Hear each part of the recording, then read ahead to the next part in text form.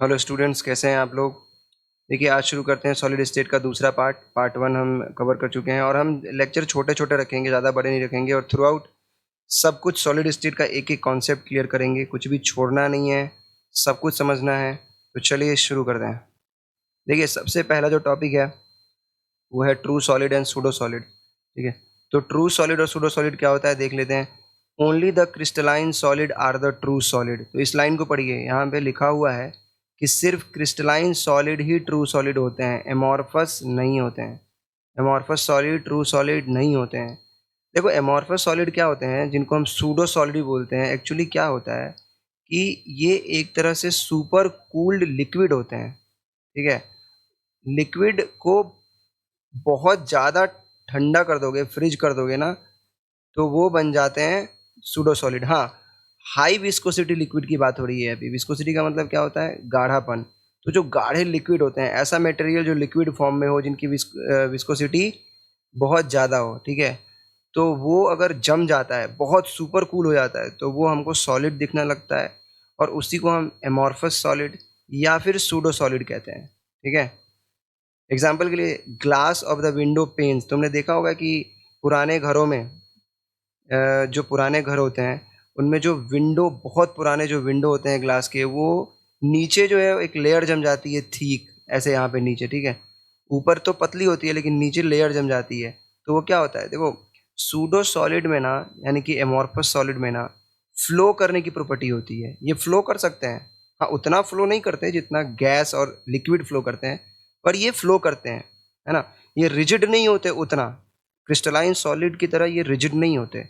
इनमें फ्लो की प्रॉपर्टी थोड़ी सी होती है और इसीलिए हम इनको सूडो सॉलिड बोलते हैं। सूडो का मतलब होता है नकली, मतलब कि सॉलिड नहीं है वो पूरी तरह से, वो नकली सॉलिड है।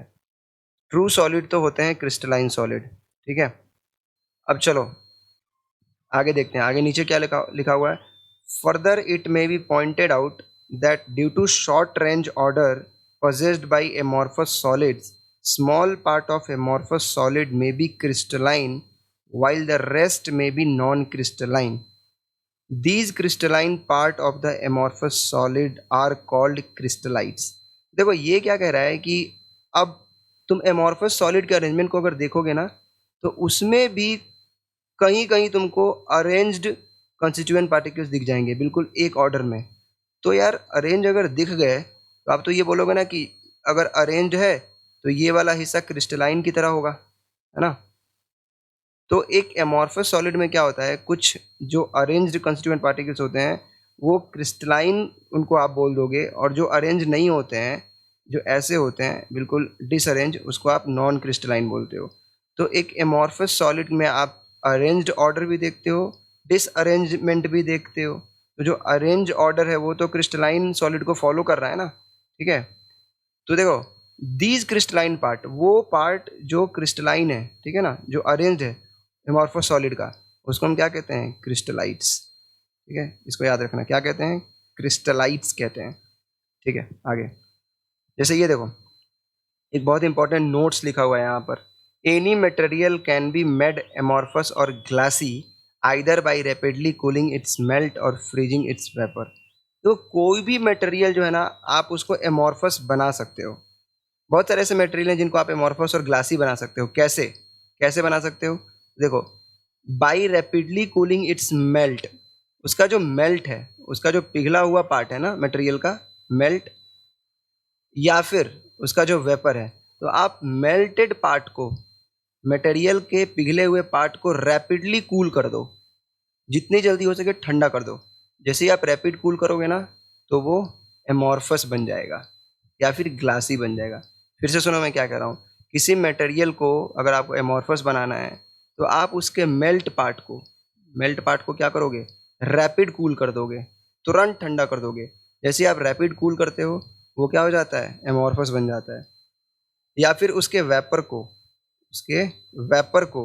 फ्रीज कर दो। ठीक है, जैसे आप फ्रीज करोगे वो एमॉर्फस बन जाता है। एग्जाम्पल के लिए देखो यहाँ पे silica. Silica crystallizes as quartz in which SiO4 tetrahedra are linked in a regular manner, but on melting and then rapid cooling it gives glass in which SiO4 tetrahedra are randomly joined to each other. देखो इसका मतलब ये है, ये जो लिखा हुआ है एग्जाम्पल सिलिका, जो सिलिका होता है ना वो क्वार्ट्ज होता है। एक क्वार्ट्ज जो होता है, सबसे पहले ये देखो, जो क्वार्ट्ज दिखाई दे रहा है ना, ये क्वार्ट्ज एक मिनरल होता है, ठीक है, और ये बिल्कुल क्रिस्टलाइन फॉर्म में होता है, ठीक है, क्रिस्टलाइन फॉर्म में होता है। इसमें क्या होता है कि SiO4, देखो सिल्का SiO2 और ये SiO4, तो SiO4 जो है ये टेट्राहेड्रा, ये जो शेप है वो रेगुलर मैनर में अरेंज होते हैं। क्वार्ट्ज जो होता है SiO4 बोलते हैं, देखो SiO4, तो ये जो SiO4 है ये रेगुलर मैनर में अरेंज होता है क्वार्ट्ज में, इसलिए क्वार्ट्ज होता है क्रिस्टलाइन। लेकिन जब आप इसको मेल्ट करते हो, क्या करते हो, मेल्ट करते हो और तुरंत कूल करते हो, रैपिड कूल करते हो, आप इस क्रिस्टल को, क्वार्ट्ज क्रिस्टल को क्या करते हो, मेल्ट करते हो और तुरंत उसको कूल करते हो, तो इट गिव्स ग्लास इन विच, ये एक ऐसा ग्लास देता है जिसमें कि SiO4 टेट्राहेड्रा एक दूसरे को रैंडमली कहीं भी ज्वाइन कर लेते हैं। मैं एक बार तुमको इसको फिर से क्लियर कर रहा हूँ। देखो ये जो डायग्राम तुमको दिखाई दे रहा है ना, ये डायग्राम है क्वार्ट्ज का, जो कि है क्रिस्टलाइन फॉर्म में। किस फॉर्म में है, ये क्रिस्टलाइन फॉर्म में है। ये जब आप इसको पिघलाओगे, मेल्ट करोगे, और मेल्ट करने के बाद जब आप इसको तुरंत रैपिड कूल कर दोगे ना, तो ये ऐसे ग्लास बन जाएंगे, देख रहे हो, और ये बन जाएंगे एमॉर्फस, और इसी को आप बोलते हो सिलिका ग्लास। तो ये भी क्वार्ट्ज था, ये भी क्वार्ट्ज है, पर ये क्रिस्टलाइन है, ये एमॉर्फस है। ऐसा इसलिए क्योंकि आपने यहाँ पे जो अरेंजमेंट था वो बिल्कुल रेगुलर था।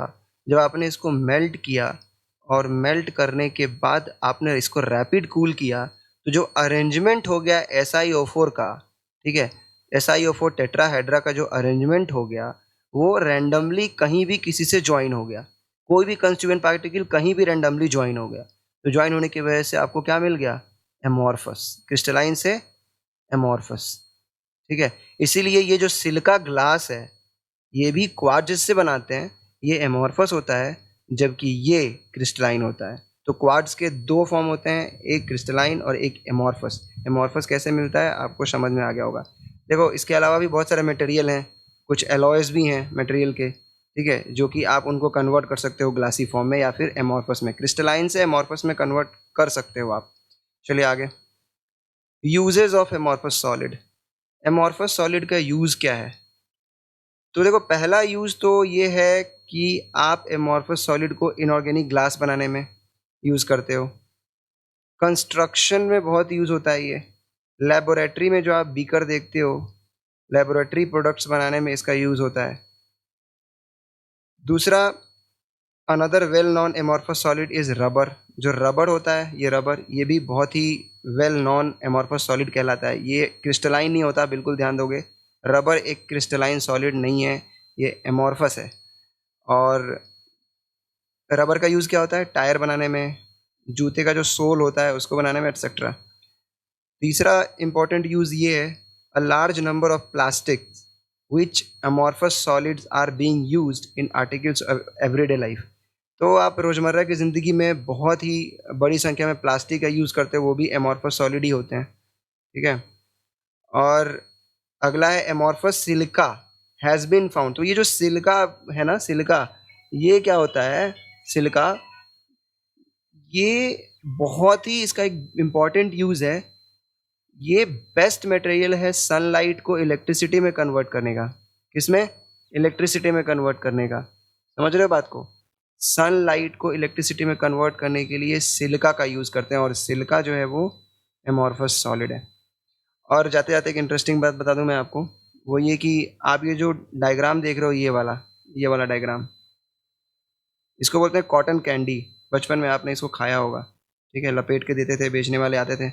ये कॉटन कैंडी जो दिख रहा है आपको, ये वाला, ये भी एमॉर्फस सॉलिड का ही एक एग्जाम्पल है, ठीक है, ये भी एमॉर्फस सॉलिड है। तो चलिए आज का लेक्चर यहीं ख़त्म करते हैं। Thank you.